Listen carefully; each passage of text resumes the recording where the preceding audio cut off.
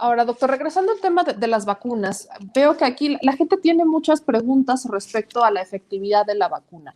Veo que aquí hay personas que me dicen, oye, a ver, si me vacuno, ¿me va a dar, no me va a dar, me va a dar más leve? Hay personas que me dicen, a ver, si yo soy una persona de 90 años que tiene alergias, ¿me puedo vacunar o no me puedo vacunar? Particularmente, digo, yo recuerdo acá, justamente lo voy a retomar porque es una de las preguntas que más me llegaron a hacer, era si su abuelita, una persona ya bastante grande, de una edad ya mayor, podía o no podía vacunarse. Le habían de hecho dicho que no se había podido vacunar en una de las entidades. Es más, aquí está.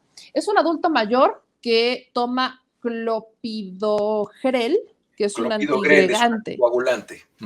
Ajá, y nos dice que si existen contraindicaciones para aplicarse la vacuna, que no la recibió, pero que hay otras vacunas que no tienen esa limitación. Todavía hay mucha duda sobre el componente, hasta pareciera hasta una competencia de cuál es la mejor vacuna. ¿Cómo orientar, por ejemplo, a estas personas? Todas las vacunas son igual de buenas, pónganse la que hay. Mire, yo vi que ahorita en tu pregunta mezclabas dos términos que son muy importantes y cuando me hacen el favor de invitarme, le pido a la gente que nos esté escuchando que saquen un pedacito de papel y una pluma y anoten. Eficacia, efectividad. Son dos cosas muy diferentes. La eficacia, que ahora ya hasta los periódicos quieren definirla y modificarla dependiendo de lo que diga la compañía farmacéutica, la eficacia, esa es la capacidad que tiene esa vacuna de proporcionar o de generar en una persona la creación de anticuerpos. Esa es la eficacia y eso es lo que se mide. Y se saca con base en una cuenta. Se hacen unas operaciones matemáticas que no voy a mencionar aquí porque esto no es una clase de farmacología. Entonces, la eficacia ya está medida en el laboratorio y va a tener una modificación porcentual mínima, probablemente 1 o 2 puntos porcentuales, cuando se le ponga en la efectividad, que la efectividad ya no es en un estudio controlado en un laboratorio, ya es en el mundo real. La efectividad es qué tan efectiva es esa vacuna para que cuando yo se la pongo a un grupo de personas en una comunidad, en una ciudad, en un país o en un mundo, efectivamente disminuyo la velocidad del desplazamiento de la infección, el brote, la pandemia o la epidemia. Ustedes se han dado cuenta, si han estado escuchando las conferencias, si han estado observando, y yo por ahí tengo un Twitter, si ustedes se van hasta atrás, se van como para abril del año pasado, yo les puse ahí que en marzo o abril del 2021 iba a haber en México alrededor de 175,000 muertos, que eran los esperados. ¿Por qué? México tiene 126 millones de habitantes. Saquen su papelito y su pluma. México tiene 126 millones de habitantes. El 80% del 60 al 70% de las personas se van a infectar.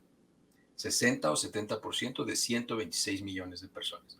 De esos 70% que se van a infectar, vamos a irnos al peor escenario, 70% se infectan, el 80% son asintomáticos o tienen una enfermedad leve que no les va a causar mayores síntomas. El 20% van a tener una enfermedad que requiere atención médica. Vamos a sacar a los 80% y nos quedamos con este 20%. Ahí van a tener un número. Ese 20% de esas personas que se enfermaron, el 5% aproximadamente van a morir, que es el 2.3, 2.4 de la población. Esta estimación, ¿con qué se hizo? ¿En base a qué se hizo? En base a la conducta de la influenza. Pero la influenza es 2.3 veces menos agresiva y con un nivel de desplazamiento mucho menor que el SARS-CoV-2. Y entonces, ¿eso qué quiere decir? Que probablemente los números que estamos viendo se tendrían que multiplicar por 2.3. Entonces, si ahorita vemos que hay 175,000 muertos, que están reportados X número de casos, es muy probable que eso sea bastante mayor, pero ya lo sabemos. ¿Qué es lo que está haciendo la información que da la Secretaría de Salud en México todos los días ahí? ¿Y qué es lo que hacemos aquí, por ejemplo, cuando damos la información? Quiero que se imaginen que nuestro trabajo, ustedes se van a un dron a 10 kilómetros de altura arriba de México, del territorio mexicano, y es un territorio completamente blanco, es un manto blanco. Y entonces cuando empieza a haber muchos casos de SARS-CoV-2, de COVID-19, empiezan a ver como una mancha roja se empieza a expandir y avanzar muy rápido. Es por eso que se empiezan a utilizar los semáforos, porque es muy gráfico. Entonces empezamos a ver que se expande. Entonces, ¿qué hay que hacer? Hay que hacer estrategias para esa zona. Nosotros tenemos que prevenir en este juego de ajedrez que eso no pase. ¿Qué es lo que tendríamos que hacer? Por ejemplo, si tuviéramos laboratorios de virología avanzados, iríamos y haríamos una secuencia genética de por qué ahí el SARS-CoV-2 se está moviendo más rápido. Ah, es que ya es una nueva variante. Que eso lo hicieron, por ejemplo, en el Reino Unido, en Sudáfrica. En México no se hace secuenciación viral tan frecuentemente. Si no le hubieran dado en la torre a Birmex y a todas las estructuras, probablemente se podría hacer. Entonces, se pueden identificar variantes mucho más agresivas. Así es como se comporta la salud pública. Si nosotros vemos que empieza a bajar mucho el número de casos, no nos vamos a ir a hacer un muestreo de probables variantes genéticas o en ese grupo, porque no nos interesa. Habitualmente las variantes genéticas que nosotros hacemos pruebas es a las que tienen una velocidad de desplazamiento mayor o que tienen una mortalidad mayor. Entonces, eso es lo que nosotros vamos probando y por eso se van haciendo y tomando todas estas decisiones. Ya hablé hace algunos meses acerca de por qué se hizo el método Centinela, de dónde viene, de dónde salió, por qué se hizo el método Centinela y no se hicieron pruebas, porque es un desperdicio de dinero y no tiene sentido. El único país que hizo pruebas fue el Reino Unido y por eso el Reino Unido ahorita tiene una deuda de como de 2.000 billones, una cosa así, porque se puso a hacer pruebas y entonces ahora ya no tienen dinero para la infraestructura hospitalaria.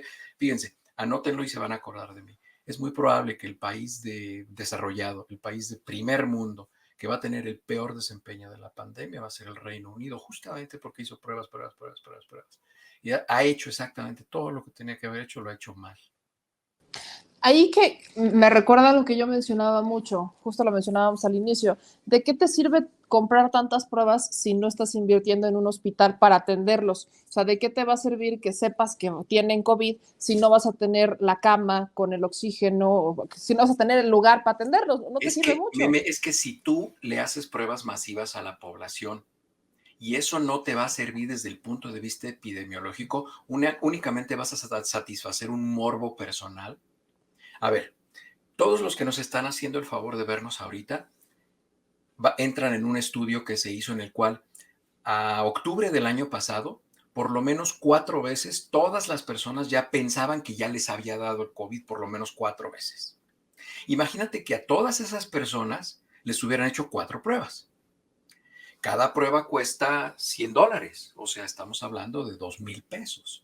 O sea, para octubre ya todos hubieran gastado 8,000 pesos en pruebas que se iban al caño, porque esa prueba a los 72 horas se modifica porque se exponen a otra persona.